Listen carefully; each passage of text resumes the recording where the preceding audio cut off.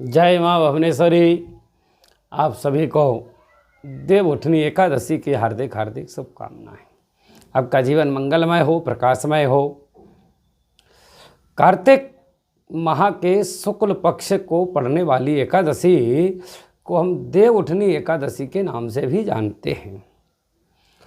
शास्त्रों में ऐसा वर्णन है कि इस दिन भगवान श्री हरि 4 महीने योग निद्रा में रहने के बाद में अपनी योग निद्रा का त्याग करके और समस्त भक्तों को आशीर्वाद देने के लिए जो है जागते हैं।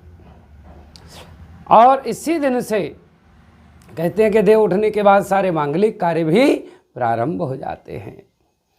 तो अब मांगलिक कार्य भी प्रारंभ होने वाले हैं। शादी विवाह इत्यादि जितने भी मांगलिक कार्य हैं ये इन 4 महीनों में जब देव सोते हैं तब नहीं होते हैं। लेकिन देव उठनी एकादशी, इसको देव प्रबोधनी एकादशी भी कहते हैं, इस दिन से ये प्रारंभ हो जाते हैं।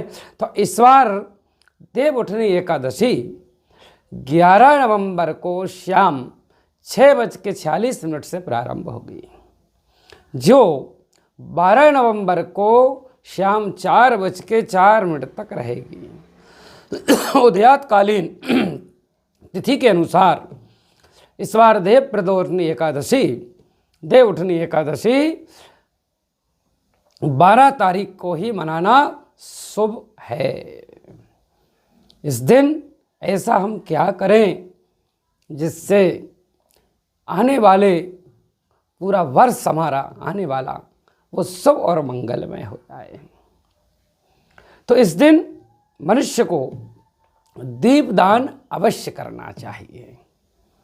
दीपदान के साथ साथ में इस दिन स्नान दान का भी बड़ा महत्व बताया गया है। देव उठनी एकादशी के पूजन की विधि भी हम समझ लेते हैं कि इस दिन प्रातःकाल ब्रह्म मुहूर्त में स्नान इत्यादि से निवृत्त हों और फिर अपने घर के आंगन में, या फिर अब आंगन तो मिलते नहीं है, इतने ज़्यादा बड़े बड़े मकान होते नहीं हैं, तो क्या करें, यहाँ पर हम पूरा परिवार एक साथ बैठ सकते हैं, ऐसा स्थान निर्धारित करें। आपके घर में, आपके हॉल में, या फिर आपके घर में अगर छत है तो छत के ऊपर उसको बढ़िया धो करके साफ करें। और साफ करने के बाद में बीच में जो आपका स्थान है, यहाँ पर आप देव उठाना चाहते हैं, उस स्थान पर शुद्ध जल का छिड़काव करें, गंगा जल का छिड़काव करें, गौमूत्र का छिड़काव करें। फिर जो है वहाँ एक बढ़िया रंगोली बनाएं और रंगोली के अंदर जो आप स्वास्थ्य इत्यादि भी बना सकते हैं, शुभ लाभ भी लिख सकते हैं, लेकिन भगवान के चरण अवश्य बनाएं। पहले गांव खेड़े में आपने देखा होगा गोबर से लीप करके और फिर घर के बाहर और घर के अंदर पूरे मकान में ढकोनियाँ दी जाती थी, यानी कि जो नीचे का हिस्सा होता था आंगन का, उसको थोड़ा थोड़ा सब जगह पोता जाता था और उसी से फिर रंगोली बनाते थे और अपने मुख्य द्वार पर भगवान के चरण बनाते थे। तो चरण बना दें और फिर उसके ऊपर एक पटिया बिछा दें और पटिया बिछाने के बाद में उस पटिये के ऊपर लाल या सफ़ेद कपड़ा बिछा दें और इसके बाद में उसके ऊपर एक तुलसी का रोपा रख दें, तुलसी का पौधा रख दें और साथ में 5 या 7 गन्ने का मंडप बना दें। और मंडप बनाने के बाद में फिर विधिवत पूर्वक भगवान हरि का और माता तुलसी का पूजन करें। ऐसा कहा गया है कि जिस प्रकार स्वर्ग में और देवलोक में माता लक्ष्मी का स्थान है, वही स्थान पृथ्वी पर तुलसी माता का है। इसलिए इस दिन तुलसी का पूजन करना, तुलसी पर दीप लगाना बड़ा ही महत्व रखता है और बड़ा ही पुण्य देने वाला होता है। इस दिन माता तुलसी का पूजन अवश्य करना चाहिए गृहस्थ मनुष्य को भी। देखिए, तुलसी हमारे लिए ऑक्सीजन के साथ साथ तो ऐसी पॉजिटिव ऊर्जा भी देती है और समस्त रोगों को भी दूर करती है। और अगर घर में वास्तु दोष है तो निश्चित रूप से तुलसी का पौधा लगा देना, तो निश्चित रूप से आपके घर की वास्तु दोष भी दूर हो जाएगा। आज बात कर रहे हैं हम एकादशी की।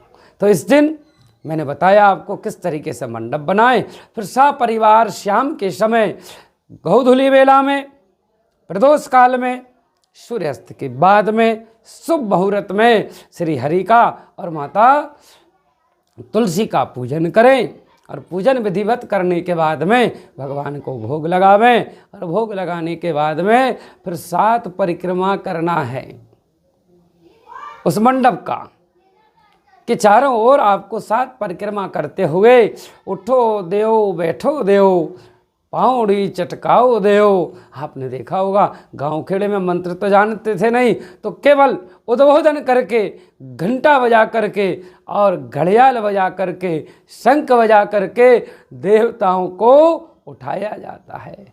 उष्टिस्त गोविंदो उष्टिस्तो जनार्दना, ऐसे मन के भाव के साथ भगवान को जागृत करें, भोग लगावें, फिर सब परिवार जो है अपने परिवार के साथ बैठ कर के भोजन करें। तो ऐसा करने से निश्चित रूप से भगवान हरि और माता लक्ष्मी प्रसन्न होती हैं और आपके यहाँ समस्त प्रकार के धन धान्य के साथ साथ सुख समृद्धि और निरोगी काया का भी आशीर्वाद प्रदान करती हैं। कई लोग ऐसा भी मानते हैं कि आज के दिन पितरों के निमित्त भी दीपदान करना चाहिए। अब पितरों के निमित्त दीपदान कहाँ करना है? पितरों के निमित्त दीपदान आपके घर के देहली पर आप सुंदर बढ़िया एक वो बनाएं, आटे का दीपक और उसमें सरसों का तेल, और सरसों के तेल में 4 बत्ती लगा करके आप दीपक लगा करके पितरों का ध्यान करें, तो निश्चित रूप से आपकी समस्त मनोकामनाएं पूर्ण होती हैं। जय माँ भुवनेश्वरी।